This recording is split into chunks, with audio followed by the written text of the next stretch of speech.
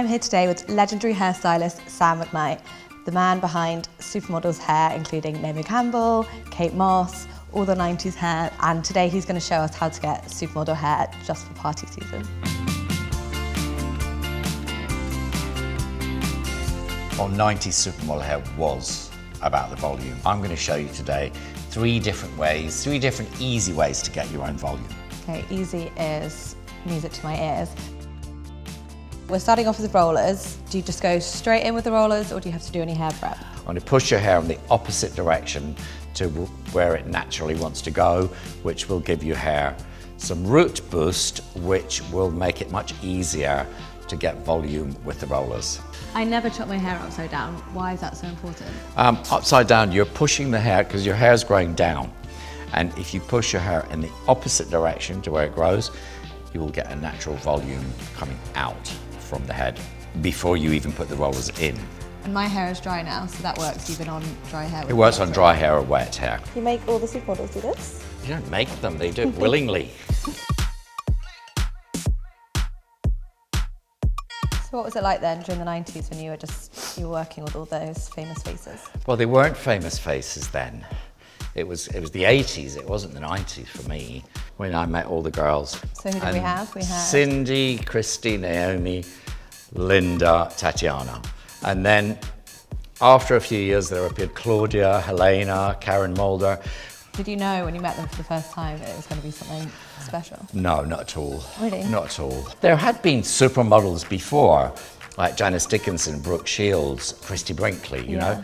But this generation crossed over into the public domain because suddenly there was MTV and there was a real interest in behind the scenes from magazines and TV.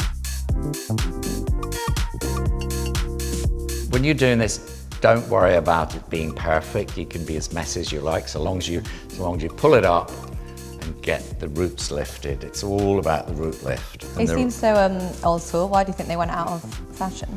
As the 90s sort of glamazon supermodel thing was replaced by the sort of waif, grunginess, grunge, then setting hair, it swung to the other side of the pendulum.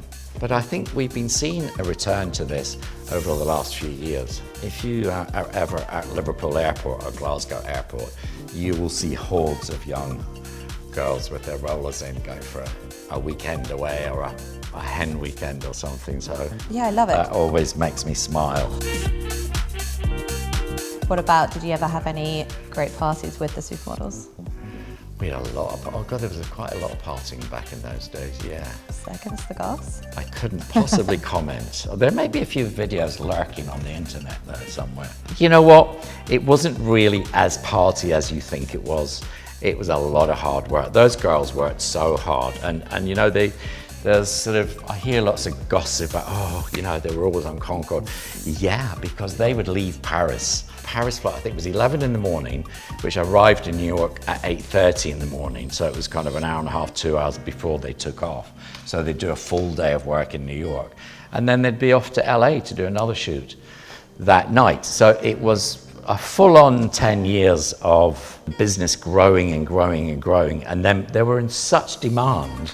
I mean, and hair and makeup often got flown on Concorde too. Did you ever do anyone's hair on Concorde? God, you could barely stand up on Concorde. It was so small. It was absolutely tiny. I'm going to put this contraption on for a few minutes.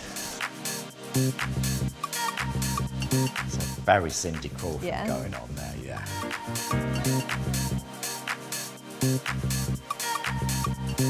Okay, so this is stage 2, the back comb. Stage 2 is backcombing. Oh my God, that's so aggressive. It's a really good texture spray because we have a great one called Easy Updo. Now, the reason this is good is because you don't need to use very much and it will hold the backcombing, so you're not really damaging your hair very much.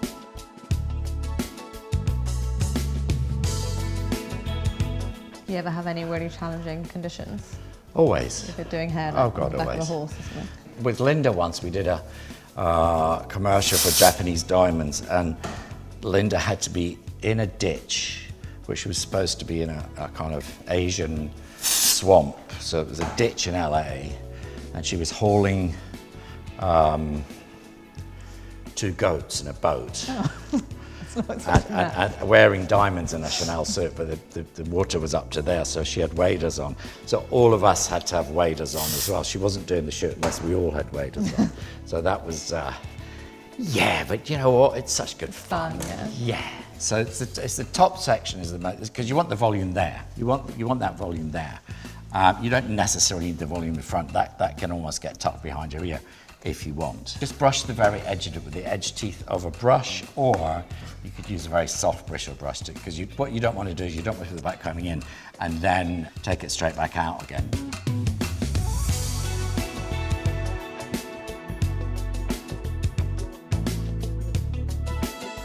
Once you've got your volume and top, if it's just not enough for you, you want to go that extra mile, just take the top back. I'd leave a few pieces around the front. The key with this is to leave them around at the beginning, not try and pull them down, because leave them at the beginning and then you can always take them away. But if you don't leave them at the beginning, you're going to start pulling your hair out, pulling the look out, you know. Another trick is, if you want to do a bow in your hair, don't try to tie the bow in your hair. Do the bow in front of you and then stick a long pin in it. You can put the pin in the back. I think that sometimes works better though.